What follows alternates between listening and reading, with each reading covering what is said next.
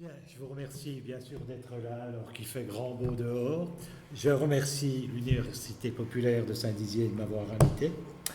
Bon, dans la mesure où la journée est placée sous le signe de la philosophie, apparemment, je vais parler en tant que philosophe, mais je vous rassure, je n'utiliserai pas, sauf peut-être un terme, de jargon philosophique.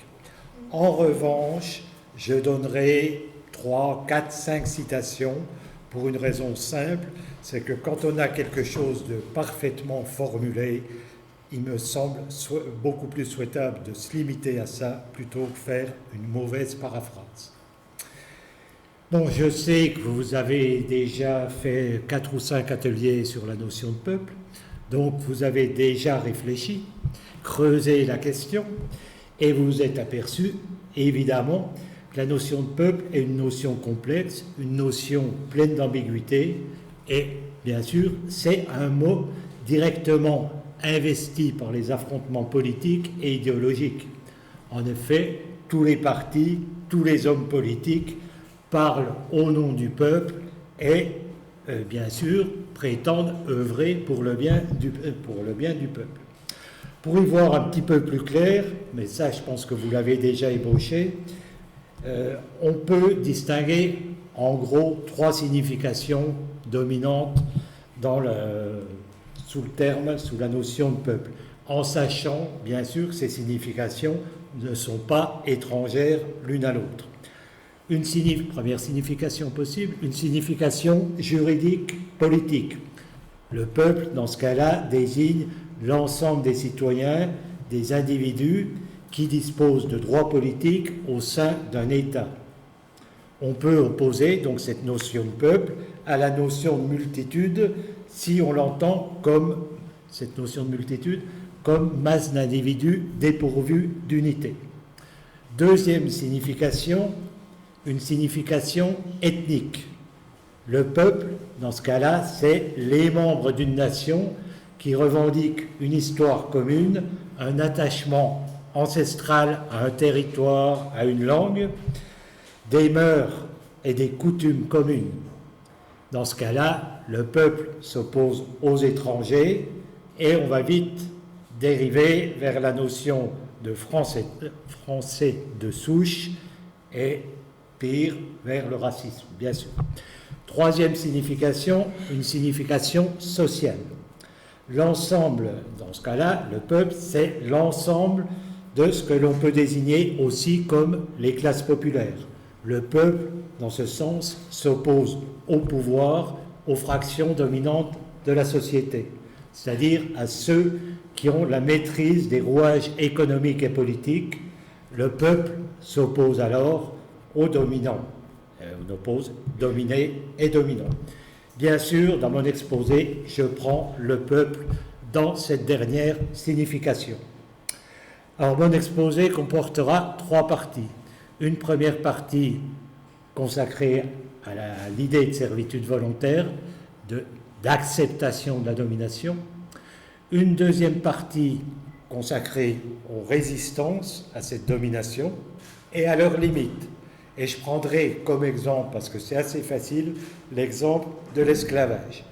Et une troisième partie qui nous ramènera vers le présent, où je parlerai bien sûr rapidement de la façon dont, à mon sens, s'organise la domination dans les sociétés contemporaines et quelles sont les perspectives de résistance à cette domination, en sachant bien sûr que cette dernière partie, par définition, sera beaucoup plus brève, puisque l'expérience de la domination, elle est millénaire.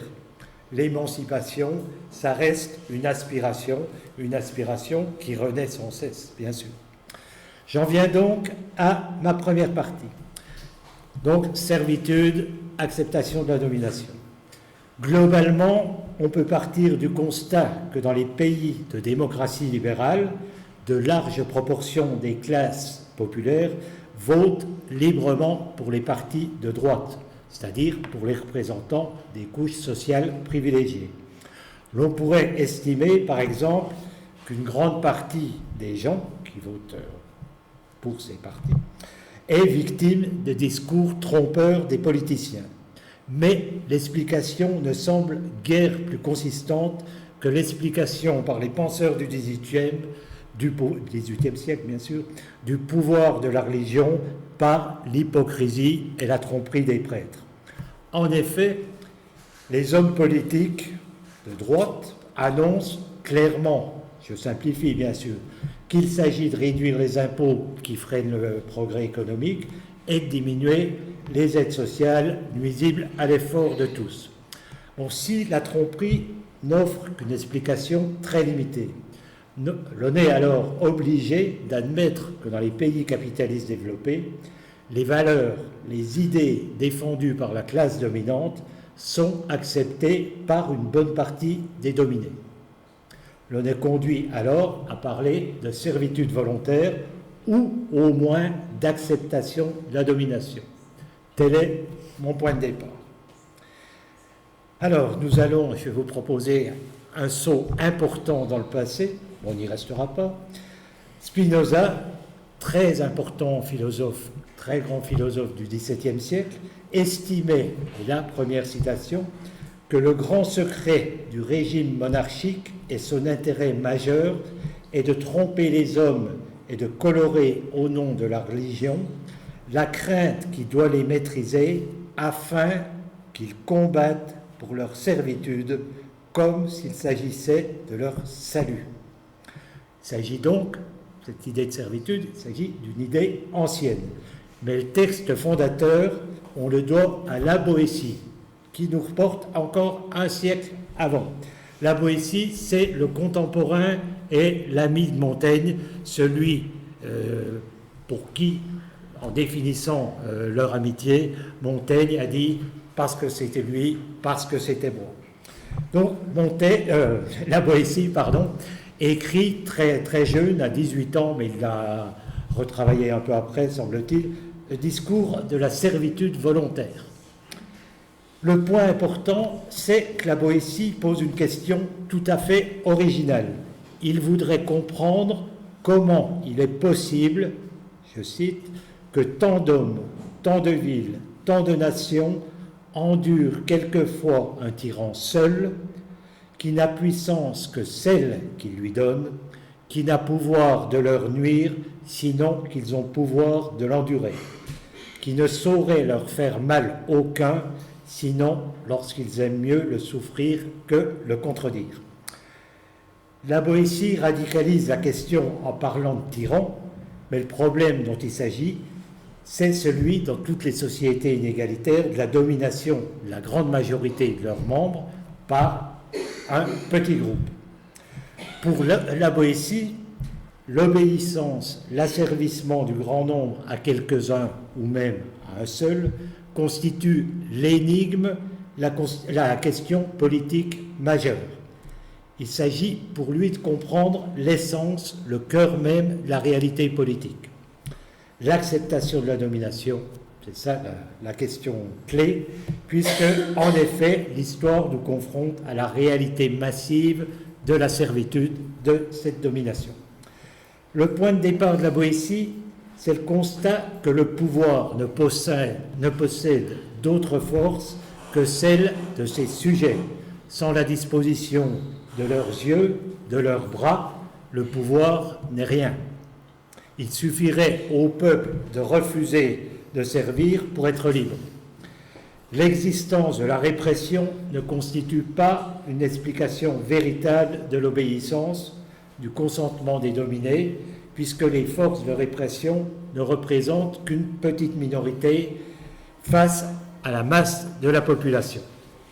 Deuxième constat de la Boétie, tous les hommes sont conduits par le désir, mais le désir des biens matériels, des richesses, est beaucoup plus fort que l'amour de la liberté, ce qui, par-delà les siècles, peut faire écho aujourd'hui où le système médiatico-publicitaire est parvenu à imposer le consumérisme débridé comme norme majeure d'une existence heureuse.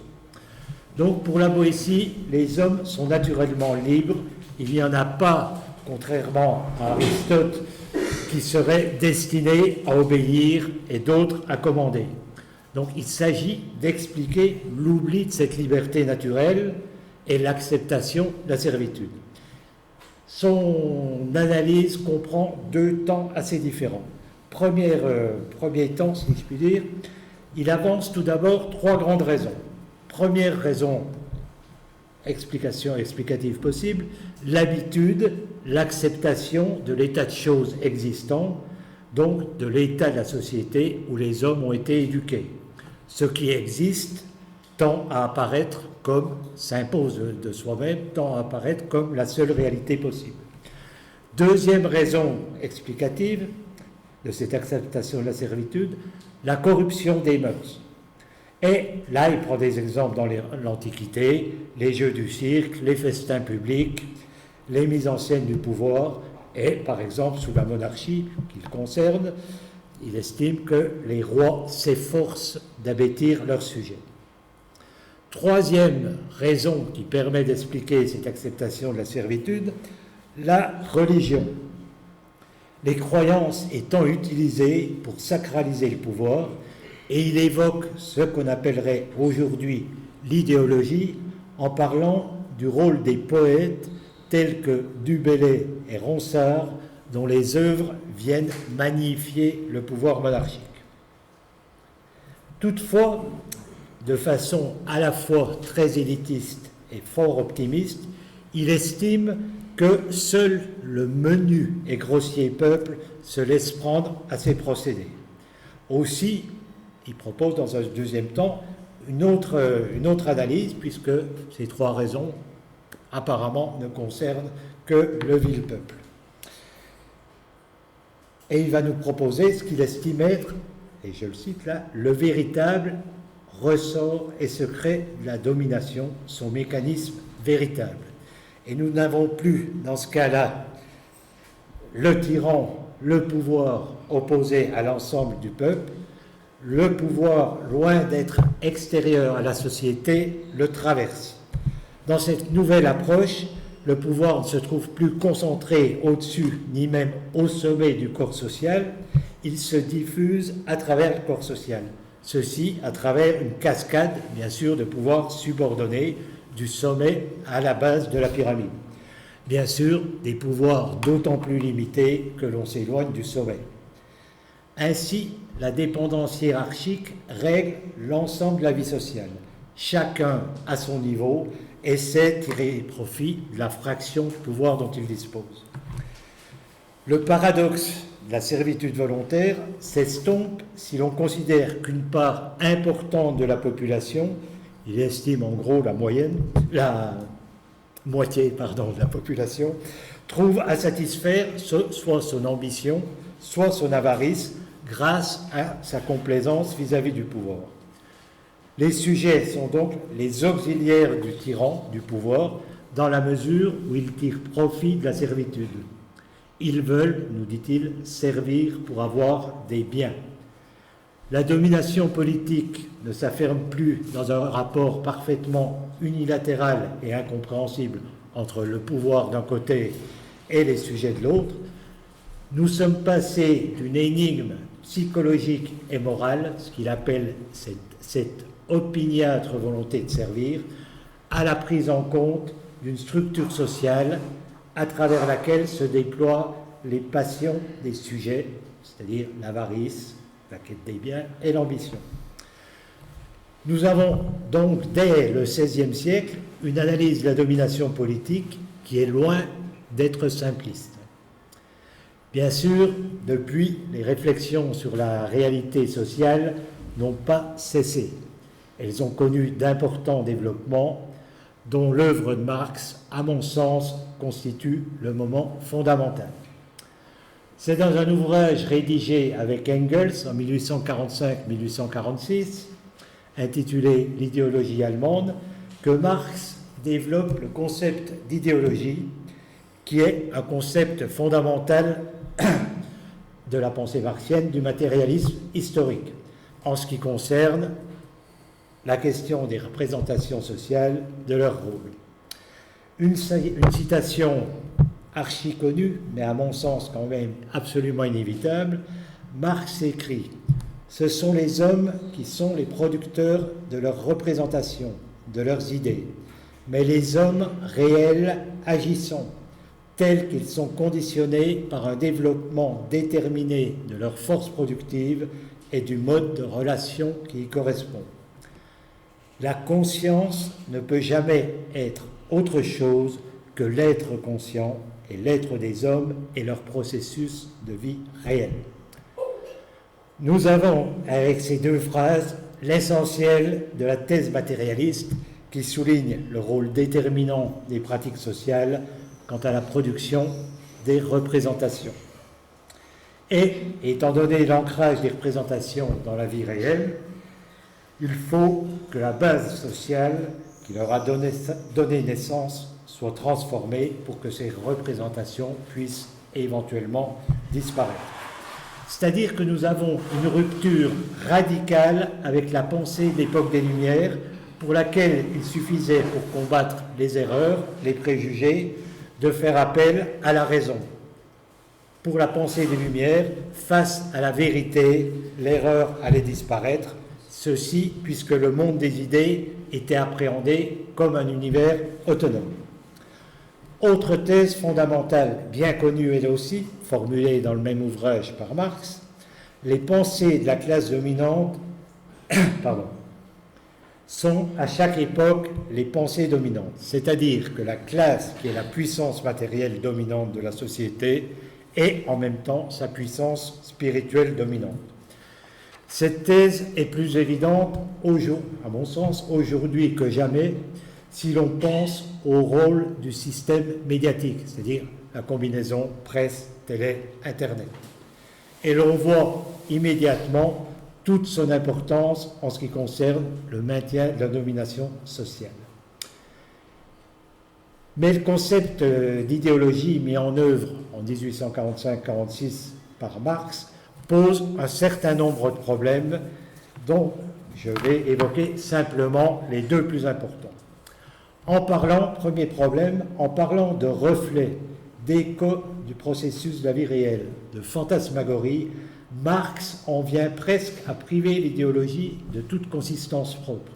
Il est difficile alors de lui accorder une efficacité réelle dans le mouvement de reproduction de la société. En réduisant l'idéologie, tendanciellement bien sûr, à un ensemble de chimères, on s'interdit d'en faire une force sociale active qui vient régler les agissements des individus selon les exigences d'un ordre social donné. Deuxième limite, deuxième problème posé en 1845 par cette notion d'idéologie, Marx et Engels, au départ, envisagent l'idéologie uniquement comme idéologie de la classe dominante. Celle-ci ne concernerait que la bourgeoisie et la petite bourgeoisie. Les masses ouvrières y échapperaient. De par leur situation, les ouvriers bénéficieraient au milieu du 19e bien sûr, bénéficieraient d'une compréhension immédiate de la réalité du système capitaliste. C'est dire jusqu'en 1848, après les choses seront rectifiées, au moins Marx et Engels ont une conception tout à fait irréaliste du prolétariat. D'où ce paradoxe, vous avez une idéologie dominante sans qu'existe une idéologie dominée. C'est quand même un peu bizarre. Bon, ces deux dimensions plus problématiques seront bien sûr dépassées dans les travaux ultérieurs de Marx et d'Engels. Et il évoque alors les formes idéologiques sous lesquelles les hommes, les classes, donc toutes les classes, prennent conscience des conflits propres à leur société. L'idéologie, maintenant, concerne ainsi toutes les classes sociales et pas seulement la bourgeoisie. C'est à partir de ces représentations que les groupes sociaux mènent leur lutte, à partir de ces formes idéologiques qui font partie soit du domaine juridico-politique, de la religion, l'art, la morale, la politique. Schématiquement, on peut dire que la notion d'idéologie articule deux grandes dimensions. Une dimension cognitive, c'est-à-dire qui concerne la connaissance du monde, de la société, et une autre dimension politique. En tant qu'ensemble de représentation de la réalité sociale qui conduisent les individus à agir de telle ou telle façon, l'idéologie doit, pour une part, nous donner une certaine prise sur la réalité. En effet, si ces représentations ne correspondaient pas en partie à la réalité, il s'agirait de délire et non d'idéologie, et ça ne permettrait pas de s'orienter, de se débrouiller dans la société existante. Mais, par ailleurs, les idéologies, puisque bien sûr il n'y en a pas qu'une, à la différence de la science ou d'un savoir véritable, ne fournissent pas une connaissance adéquate de la réalité dont elles prétendent rendre raison, dans la mesure où leurs prétendues analyses et leurs discours sont déterminés assez largement par des valeurs, des intérêts de classe sur lesquels elles restent aveugles. Donc les idéologies s'efforcent de masquer les contradictions sociales. Bref, les idéologies combinent à la fois connaissance et méconnaissance selon des formes variables, des logiques propres au domaine auquel elles appartiennent, que ce soit la politique, secteur politique, moral ou économique. Bon, depuis la disparition de Marx en 1883, les sociétés capitalistes, évidemment, sont transformées, les sciences sociales se sont développées dans différentes directions, et nécessairement, la pensée marxiste a connu, elle aussi, des développements divers. Concernant le concept d'idéologie, on peut souligner, et je soulignerai, l'apport théorique de 3 auteurs, Gramsci, Althusser, et Bourdieu. Rétrospectivement, on peut estimer que Marx avait une conception beaucoup trop intellectualiste de l'idéologie. Pour lui, il s'agissait essentiellement d'un ensemble d'idées, de notions, à partir desquelles les classes, les groupes sociaux développaient différentes représentations de leur situation dans la société. Donc cet aspect intellectualiste va être rectifié par les auteurs que je viens d'évoquer.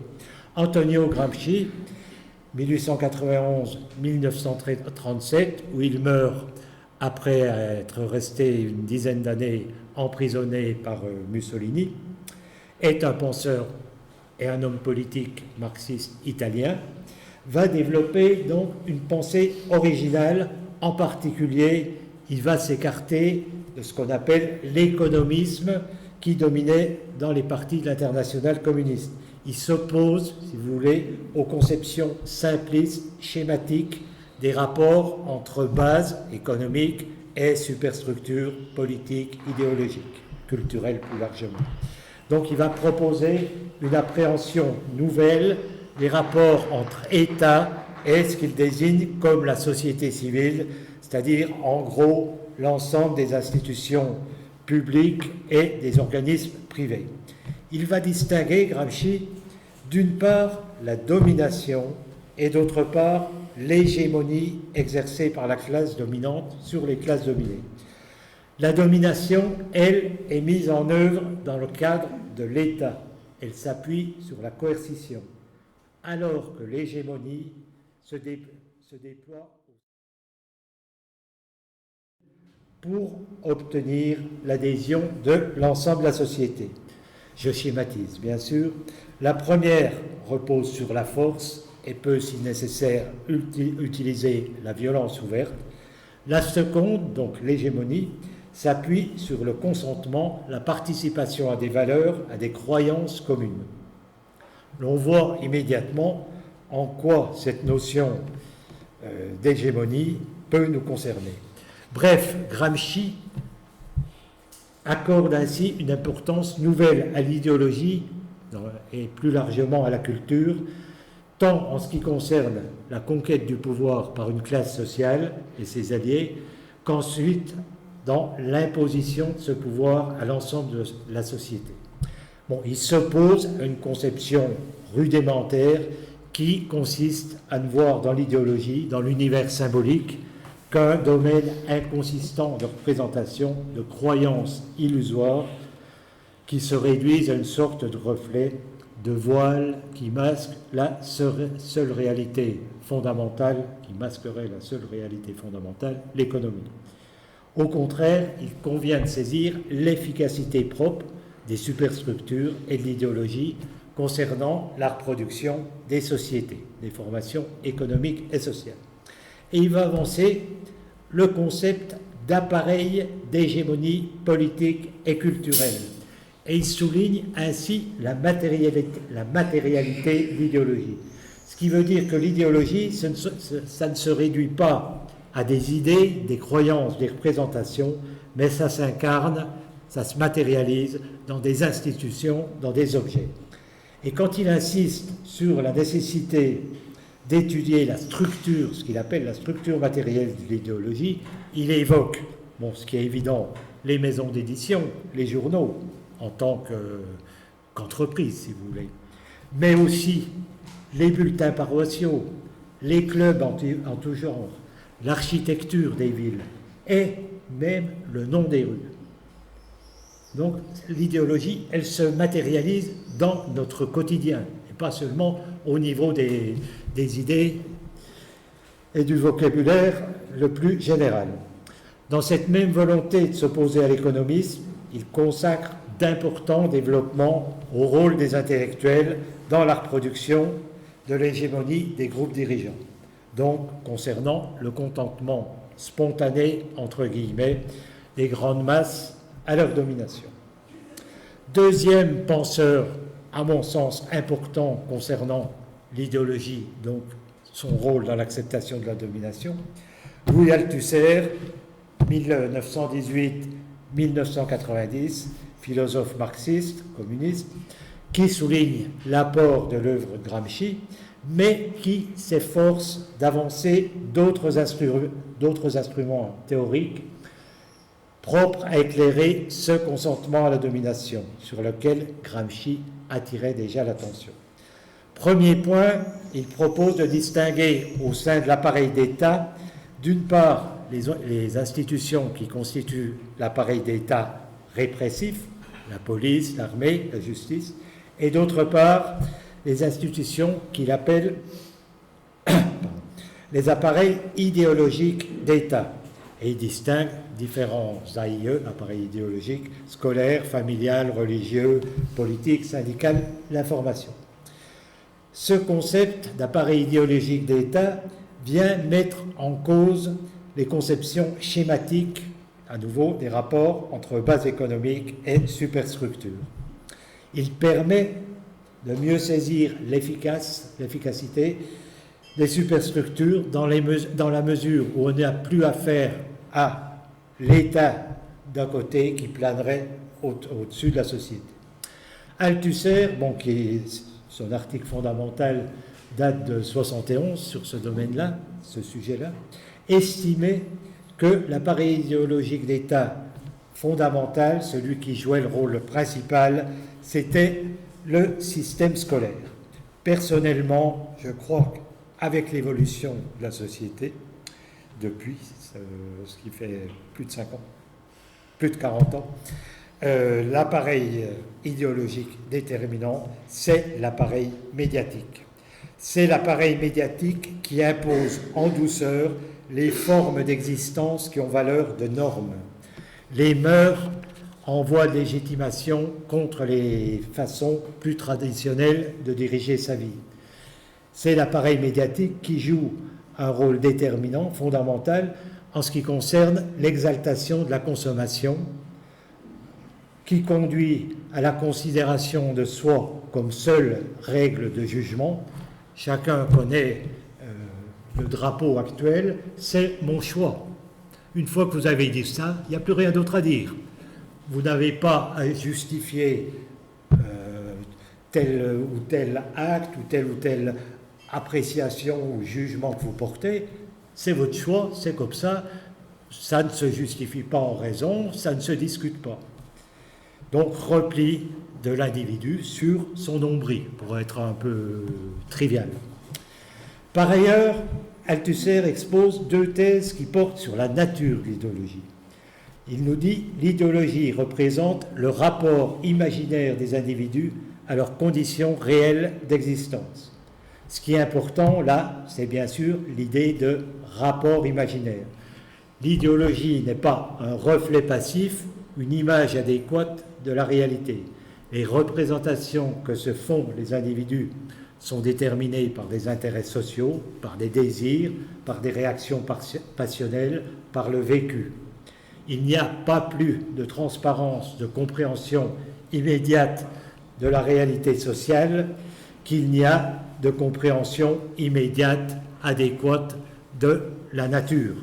Dans le cas contraire, évidemment, la science serait superflue. Deuxième thèse qui rejoint, mais de manière un peu différente, ce que nous disait Gramsci, l'idéologie a une existence matérielle.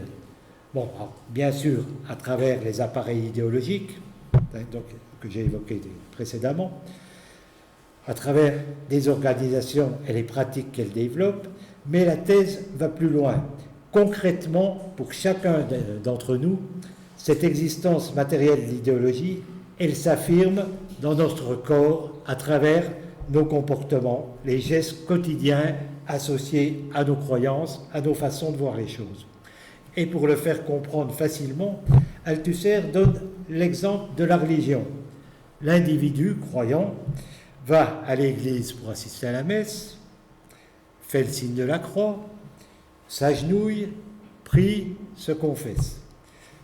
Ces rites, on les retrouve, bon là qui bien sûr apparaissent d'une manière évidente dans le cas de la religion, mais ces rites, on les retrouve de manière plus ou moins individualisée dans d'autres domaines, dans d'autres secteurs.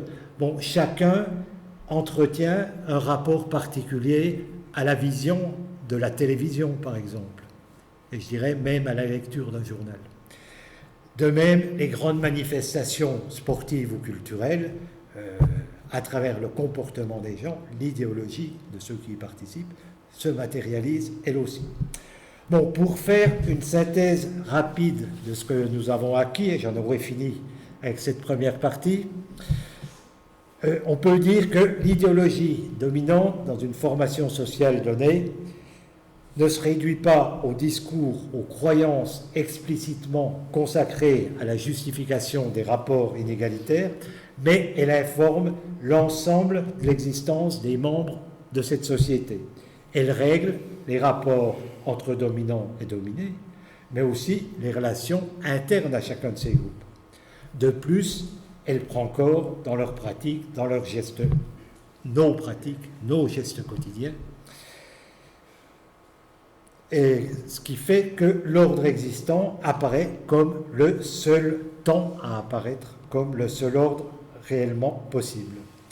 Les idéologies s'adressent à des individus censés libres et responsables. Elles assignent à chacun dans la société une place déterminée. Elles enjoignent à chacun de rester à sa place et de se comporter de telle ou telle façon, suivant la place où il s'insère dans les rapports sociaux. J'en viens maintenant à quelque chose d'un peu différent, à la résistance des dominés, puisque s'il y a domination, bien sûr, ça ne veut pas dire qu'il y a écrasement. Toute domination suscite des résistances, mais aussi aux limites de ces résistances. Bon, l'idée d'acceptation de la servitude, telle qu'on la trouve dans les sociétés traditionnelles où règne par exemple l'esclavage ou le servage, a été critiquée, de même que l'idée d'acceptation passive de la domination dans les sociétés modernes. Ces façons de voir, d'après les critiques, résulteraient d'une appréhension, d'une conception biaisée, partielle de la réalité, de la part des historiens et des sociologues. Ceci dans la mesure où la résistance des dominés n'est évidemment guère visible, puisqu'il s'agit pour eux d'échapper à la répression. Aussi se trouve contestée plus fondamentalement même l'idée d'hégémonie idéologique par laquelle les auteurs d'inspiration marxiste prétendent rendre compte de l'apparente acceptation par la classe ouvrière occidentale, ou plus largement par les classes populaires, des rapports de propriété inégaux malgré des droits politiques les autorisant à se mobiliser contre ces structures. D'après ces critiques, entre autres un auteur, un anthropologue qui s'appelle James Scott, non seulement les dominés ne partagent pas les valeurs de l'idéologie dominante qui explique et justifie leur situation de subordination, mais ils sont loin de considérer que l'ordre social établi est naturel et inévitable. C'est-à-dire que l'idée de consentement à la domination, de même que celle plus limitée de résignation, seraient des idées tout à fait trompeuses qui résulteraient du point de vue biaisé des historiens, des sociologues qui ne verraient qu'un côté des choses. L'existence des luttes sociales et des révoltes dans les sociétés capitalistes, mais également dans les sociétés traditionnelles, suffirait à montrer que les subalternes n'adhèrent pas aux valeurs définies par les dominants. Si les dominés sont forcés en apparence d'accepter la domination, dès qu'ils échappent à la surveillance des dominants, ils développent une multitude de discours et d'actes d'insubordination. Prenons l'exemple des sociétés traditionnelles. Les esclaves, par exemple, font preuve de mauvaise volonté au travail, pratiquent, quand ils le peuvent, le vol au détriment des maîtres. Il y a bien sûr le phénomène de la fuite des esclaves, ce qu'on appelle les esclaves marrons, et la dénonciation de l'injustice de leur sort lorsqu'ils sont à l'abri des oreilles indiscrètes. Dans le cas des serfs sous le système féodal, régime féodal, ça va être le braconnage, le vol de bois, les tricheries sur la dîme ou les droits seigneuriaux. Plus globalement, en restant au niveau idéologique, on peut évoquer dans cette résistance, dans ce refus des valeurs dominantes, certaines formes populaires, certaines hérésies au niveau des religions. L'imagerie assez développée du monde à l'envers, où les riches servent les pauvres. Le mythe aussi du banditisme populaire, par exemple Robin des Bois, Cartouche.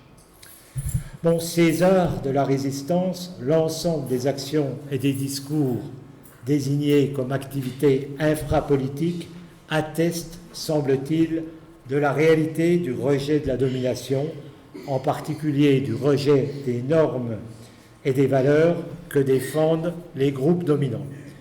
Toute domination, évidemment, suscite des actes de résistance.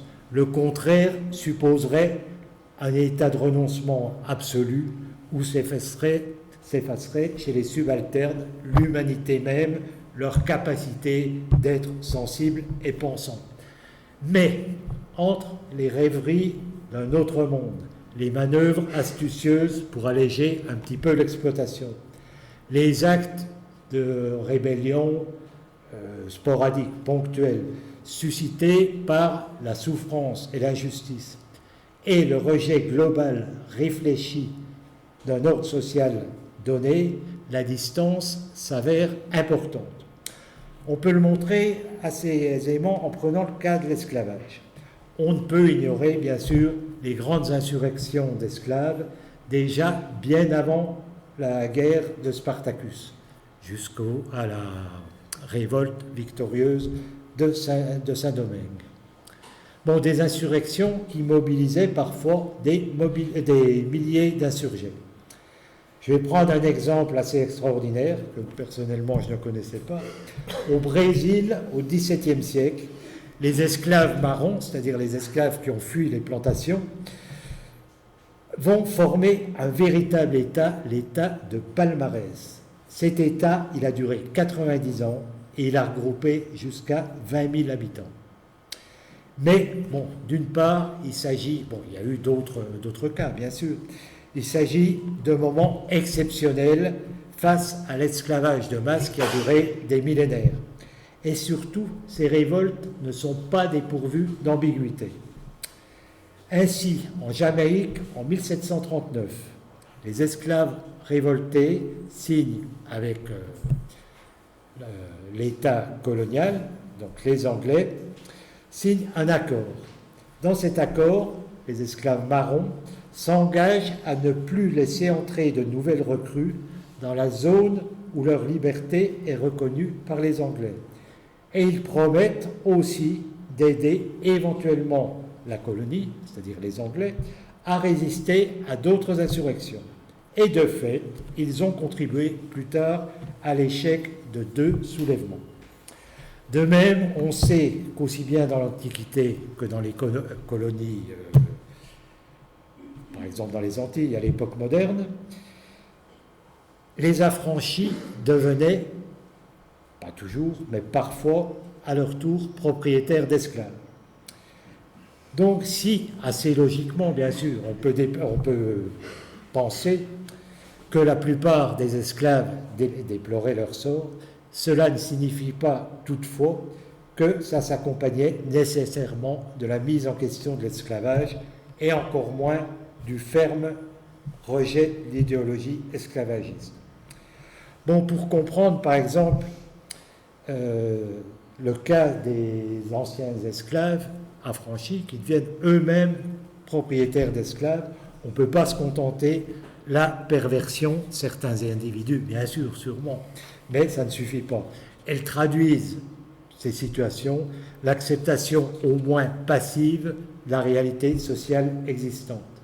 Étant donné l'absence d'un autre ordre social envisageable dans l'immédiat, la résignation associée aux petites résistances quotidiennes était, pour la masse des esclaves, l'attitude la plus courante.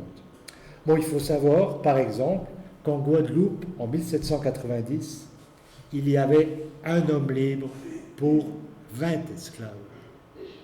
Donc il fallait bien que la situation soit, d'une certaine manière, acceptée. Bon, de même, si on parle de l'Ancien Régime en France, il y a eu de multiples révoltes, multiples jacqueries tout au long du XVIIe, du XVIIIe, mais qui restent en temps ordinaire limitées quant à leur objectif. Elles sont bien loin de mettre en cause l'ordre monarchique. Et la Révolution française, au départ, vous le savez, ne met pas en cause la monarchie. C'est le déroulement des événements qui a conduit à sa radicalisation. Donc que le paysan s'efforce d'alléger l'exploitation qu'il subit en grugeant, si possible, le seigneur, bon, c'est évidemment un acte de résistance à la domination.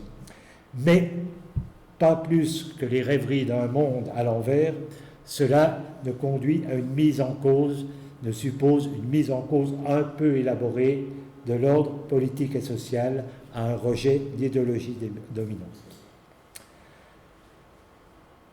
Bref, pour qu'un système économique et politique puisse être véritablement mis en question, il faut que l'aggravation de ces contradictions fragilise considérablement, fortement sa reproduction et que se dessine la possibilité réelle d'un autre monde. Bien sûr, il ne s'agit pas d'oublier le rôle de la violence, de la répression. Et il faut bien comprendre qu'une société ne peut fonctionner durablement dans un régime de violence extrême. Tout ordre social durable suppose l'acceptation, l'adhésion, au moins passive, d'une grande part de la population à l'ordre établi. Bon, cela est évident dans nos sociétés où si la répression joue toujours un certain rôle, pensons à la répression syndicale dans les entreprises, on est bien obligé de considérer que globalement, les électeurs se reconnaissent dans les valeurs, les normes, les grands thèmes développés par les candidats qui obtiennent leur suffrage. D'où l'importance pour le maintien et la reproduction des sociétés de ce que depuis l'œuvre de Karl Marx, l'on appelle l'idéologie. J'en viens à la troisième partie, notre présent. Bon, l'effondrement lamentable des pays dits socialistes aurait montré qu'il n'y avait qu'un seul régime économique et social satisfaisant. Aujourd'hui, les prétendues lois de l'économie ne laisseraient d'autre choix que d'accepter des sacrifices en termes de salaire ou d'avantages sociaux pour affronter la guerre économique qui se déroule à l'échelle du monde. Il s'agit donc de comprendre comment les victimes des politiques néolibérales non seulement se résignent, mais acceptent de prendre part à leur mise en œuvre, que l'on parle de servitude volontaire avec la Boétie ou bien de consentement avec Gramsci. Bien que certains aient annoncé un peu rapidement la fin du travail, c'est toujours essentiellement à partir du travail que l'on s'inscrit dans les rapports sociaux à l'intérieur d'une société, ou malheureusement, pour une fraction importante de nos contemporains, à partir de sa privation. Ainsi, le travail ou l'exclusion vis-à-vis du travail joue un rôle central quant à la constitution et à la reproduction des individus, de leur subjectivité. La domination dans et par le travail constitue un moment crucial de la structuration et du fonctionnement de nos sociétés. À travers leurs activités professionnelles et les idéologies économiques et morales qui informent ces activités, les individus se trouvent assignés à une position donnée dans la société dont ils sont membres. Cette position étant indissociable d'un ensemble de comportements, de gestes de travail, de façon de se vêtir, de parler, au niveau des relations entretenues avec les autres. Et à travers ces comportements se matérialise l'idéologie, les représentations, les croyances qui conduisent la plupart des individus à se conformer aux normes du système social et donc à participer à sa reproduction. L'adhésion des classes dominées à l'ordre existant, à l'ordre capitaliste, c'est-à-dire l'hégémonie de ce dernier, s'appuie conformément au jugement de Gramsci sur la combinaison de consentement et de la coercition. Mais cette articulation entre adhésion et contrainte, elle se modifie avec les transformations du système économique. C'est le cas, par exemple, avec la généralisation, ces dernières décennies, de l'organisation de la production sous le principe du flux tendu. Bon, ce principe du flux tendu, il est apparu dans l'industrie, secteur automobile, secteur fabrication des appareils ménagers. Mais le modèle s'est répandu avec des adaptations, bien sûr, au secteur tertiaire, dans le secteur de la grande distribution, secteur de la restauration rapide, dans les centres d'appel. Avec ce système, la surveillance et les ordres des chefs perdent de leur importance. Le rapport social que le salarié entretenait avec l'encadrement se trouve en partie remplacé par l'obligation d'assurer la continuité du flux productif. Donc, les contraintes apparaissent comme des contraintes purement techniques, c'est-à-dire incontestables. On ne s'oppose plus au chef, c'est le processus de production qui impose qu'on se comporte de telle ou telle façon. Bon, bien sûr, la répression, les sanctions dans l'entreprise n'ont pas disparu, mais ce qui est visé, c'est quand même l'adhésion des travailleurs à leur propre exploitation, domination. Même chose avec l'organisation du travail sous forme de groupe, où là se renforce, travail en groupe, se renforce la pression des collègues et les salariés tendent à l'autodiscipline. Bon, cette adhésion au niveau de la pratique, aux normes des fonctionnements du système économique, se trouve bien sûr relayée, justifiée par l'ensemble du discours économique ambiant diffusé par les médias. Quant à la violence potentielle, à la contrainte qui se combine avec la domination idéologique, elle s'exerce aujourd'hui essentiellement à travers la pression du chômage, la peur du licenciement qui conduit à la résignation ou même à l'acceptation de l'ordre établi, qui apparaît actuellement à une grande majorité comme le seul ordre possible. Mais on peut considérer les choses encore à un niveau plus global. Pour le capitalisme néolibéral, il s'agit progressivement d'étendre les relations marchandes à l'ensemble des relations sociales, c'est-à-dire d'étendre les rapports de vente et d'achat qui ont pour but le profit à des activités qui jusque-là lui échappaient, c'est-à-dire l'enseignement, la santé. Et puisque c'est le moment du baccalauréat, vous avez peut-être entendu, soit à la télé, soit dans les journaux, le fonctionnement, le plein développement des boîtes privées qui assurent des cours de préparation au baccalauréat. C'est en plein boom. Bon, avec cette généralisation des relations marchandes, les anciennes relations de solidarité et d'entraide historiquement constituées disparaissent progressivement. Les relations sociales tendent à se réduire pour chacun à la capacité de vendre et d'acheter. Il s'agit maintenant d'être l'entrepreneur de soi-même, de savoir se vendre. Avec cette atomisation de la réalité sociale, nous avons affaire à des individus sujets repliés sur eux-mêmes, pris dans l'enchaînement des rapports d'échange, dans l'univers de la circulation marchande. Des sujets aux deux sens du terme, c'est-à-dire assujettis au pouvoir du capital, au marché, à l'État, mais aussi des êtres autonomes, censés libres, égaux et responsables de leurs choix, de leur façon de vivre, de leur destin.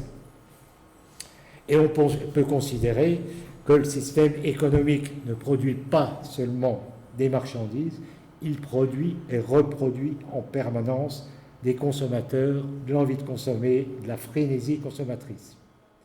Et le capitalisme contemporain contrôle simultanément la production, la consommation, la production et le hors-travail.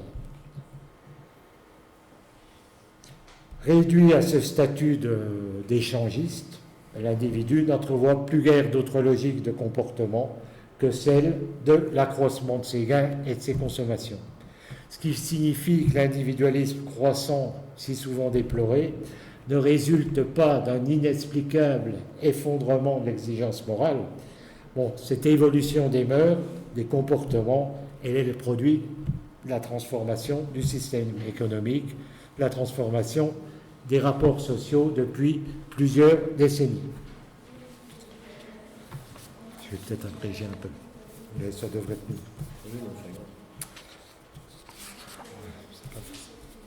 Bon,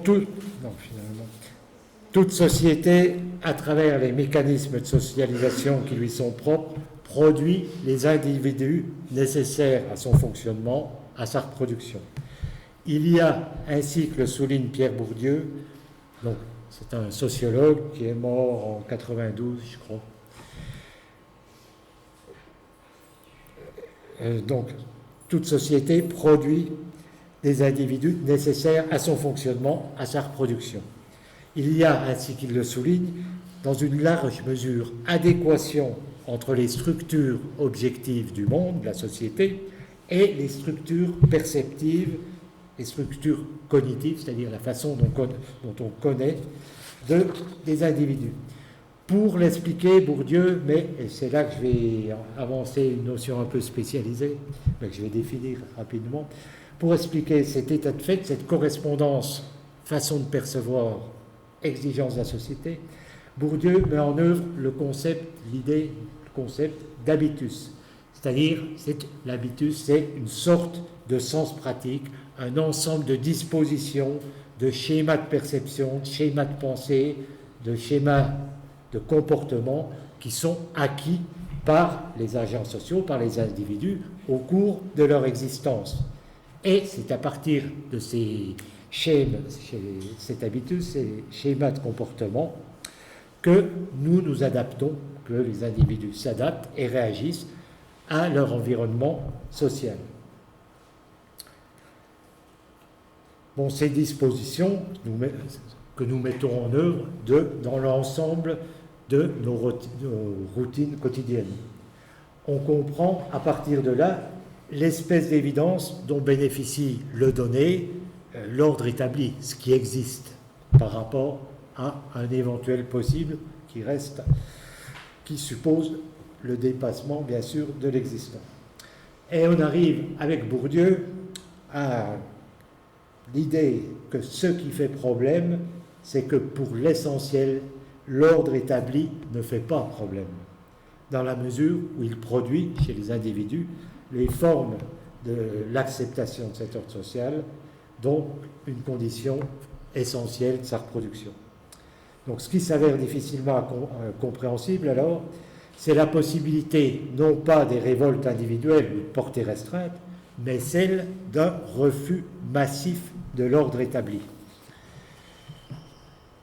Ce refus de l'ordre existant n'apparaît possible que si l'on prend en compte les transformations qui affectent l'ensemble d'une formation sociale. En effet, si dans chaque sphère de la société, les contradictions se développent selon des logiques et des formes spécifiques, en dernier ressort, ces contradictions, elles trouvent leur base dans la structure socio-économique. Et c'est ces contradictions, ces antagonismes dans la structure sociale, que les contradictions et les dissonances subjectives, donc pour l'individu, trouvent en dernier ressort leur base. Ainsi, par exemple, les individus sujets qui sont soumis à des injonctions idéologiques contradictoires, ce qui fait que leurs réactions peuvent prendre des voies plus ou moins prévisibles. Par ailleurs, ils doivent faire face, donc nous individus, aux contradictions entre les représentations, leurs représentations acquises, les discours dominants et puis l'existence quotidienne. D'où la possibilité de bouleversement des représentations idéologiques des individus qui sont en décalage complet avec ce qui par ailleurs est leur existence. Écart possible aussi entre les dispositions incorporées par les individus au cours de leur existence antérieure et les exigences d'une situation donnée qui est souvent différente des situations antérieures. Ce qui fait qu'en dépit des conditionnements sociaux, les individus sont loin d'être condamnés à la passivité, ils sont dans l'obligation de faire des choix, d'agir et non simplement de subir, de réagir de façon mécanique. Et ces écarts limités entre les dispositions acquises, les représentations acceptées jusque-là et la réalité objective, les situations vécues, peuvent se transformer, mais dans une conjoncture particulière, en contradictions insupportables pour un grand nombre de sujets en raison des réponses pratiques qui sont exigées d'eux dans le cadre de leur travail ou plus globalement par leur situation sociale. Donc, possibilité de contradiction entre ce que vivent les gens et ce qui était pour eux acquis jusque-là, leurs valeurs, leurs représentations. On peut penser, et je vais en avoir terminé, que pour que les classes subalternes, les classes dominées rejettent massivement la domination, il faut à la fois que l'ordre établi leur apparaisse comme profondément injuste, mais aussi que d'autres conditions d'existence paraissent possibles. Toutefois, les révolutions qui ont eu lieu en 2011 en Tunisie et en Égypte montrent une fois de plus qu'il est bien hasardeux de prétendre prévoir quand et comment un régime social et politique peut se voir renversé.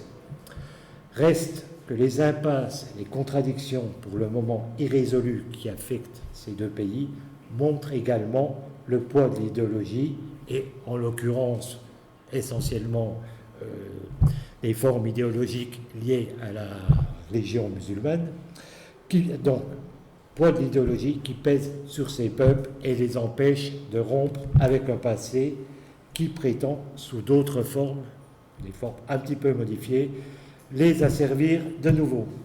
Dans nos démocraties libérales, que l'on dénommerait plus justement, à mon sens, démocratie oligarchique, la domination suppose non pas la servitude volontaire, mais, comme l'a souligné Gramsci, le consentement extorqué à la fois par la contrainte, donc massivement la contrainte c'est pour nous le chômage, et les croyances imposées. Et le rôle de l'idéologie, donc dans la reproduction, mais inversement dans l'ébranlement de ce consentement, ne saurait donc être négligé. D'où l'importance de la critique les différentes formes d'idéologie dominante dans tous les secteurs de la vie sociale, de la lutte à la fois politique, culturelle et idéologique pour les peuples qui veulent s'affranchir de la domination. Je crois que j'ai été. Super. Merci.